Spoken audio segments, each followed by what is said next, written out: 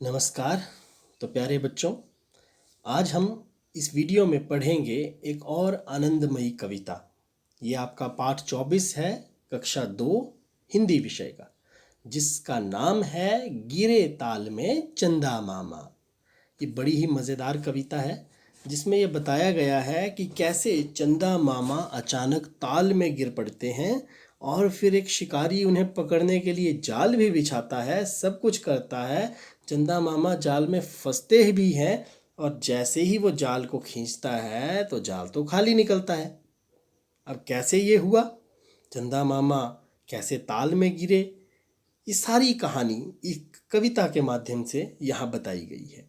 तो आइए शुरू करते हैं इस कविता को और समझते हैं चंदा मामा के ताल में गिरने का ये पूरा खेल।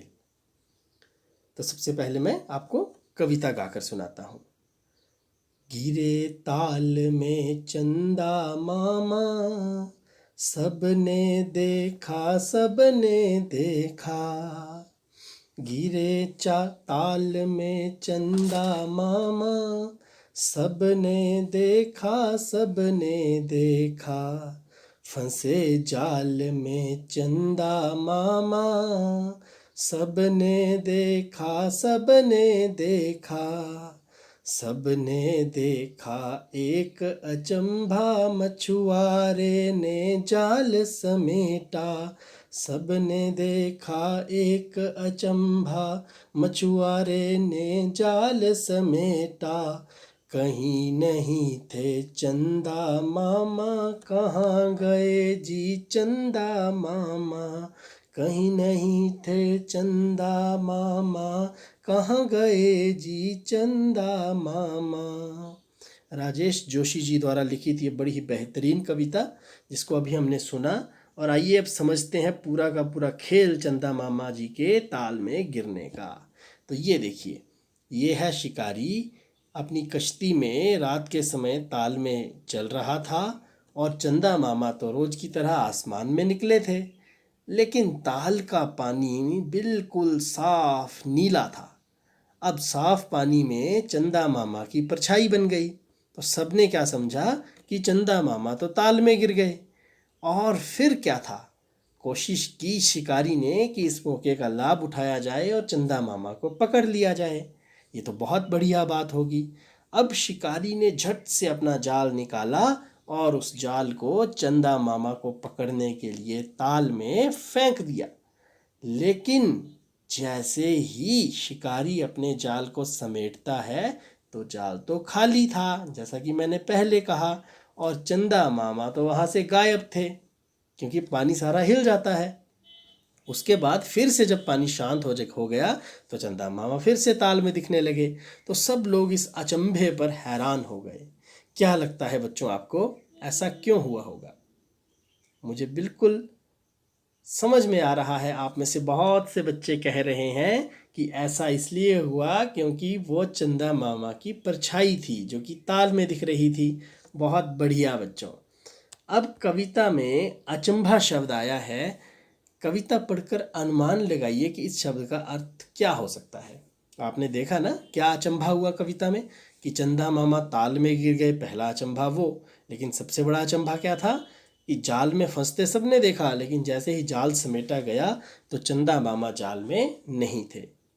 तो अचंभा शब्द का अर्थ हुआ बिल्कुल सही जो आप सोच रहे हैं, चंदा मामा का जाल से निकल जाना अचंभा, यानी एक हैरानी भरी बात थी। तो अचंभा का अर्थ हुआ हैरान हो जाना या हैरानी भरा कार्य। अब नीचे दिए हुए किस वाक्य में अचंभा शब्द का प्रयोग सही तरह से हुआ है? अब पढ़ते हैं वाक्य। यह देखकर अचंभा हुआ कि सूर्य प्रकाश देता है।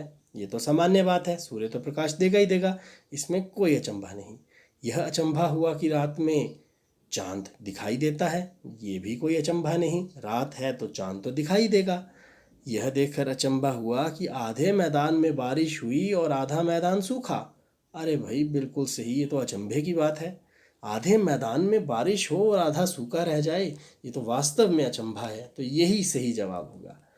अब इस कविता में चंदा मामा की जगह सूरज दादा कहकर इस कविता को पढ़िए और नई कविता को कॉपी में लिखिए। तो मैं पढ़कर सुना देता हूँ, आप कविता को कॉपी में लिख देना।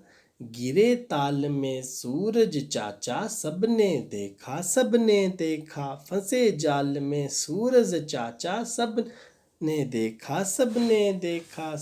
सबने देखा एक अचंभा, मछुआरे ने जाल समेटा, कहीं नहीं थे सूरज चाचा, कहाँ गए जी सूरज चाचा। तो ये कविता अब आप झट से अपनी कॉपी पर लिखेंगे। और हाँ, एक बड़ी अच्छी पहेली भी है इस कविता में। चांद की रोटी पानी में आई, मछली फिर भी खा ना पाई। मोहम्मद साजिद खान द्वारा लिखी ये कविता है।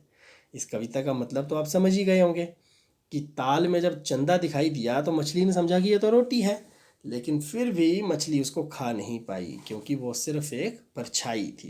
तो इसका उत्तर हुआ चांद की परछाई। अब कुछ सोचने और लिखने वाला भी है। जैसे चांद की रोटी किसे कहा गया है? चांद की परछाई को।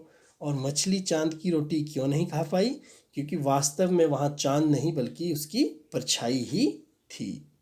तो उम्मीद करते हैं कि आपको ये पाठ अच्छा लगा होगा, जिसमें हमने ये पहेली पढ़ी, कुछ प्रश्नों के उत्तर जाने, हमने कविता को बदला यानी चांद की जगह सूरज को रखा, और उसके बाद मैंने कविता में यहाँ जब बदला तो सूरज को चाचा कहा है, आप दादा लिखेंगे। और यही आपके लिए मेरे द्वारा एक चैलेंजिंग टास्क है जो कि आपने पूरा करना है। तो उसके बाद ये कविता हमने पढ़ी थी सबसे पहले। उम्मीद है आपको ये कविता अच्छी लगी होगी। अब अगली वीडियो में आपसे मुलाकात होगी, तब तक के लिए नमस्कार।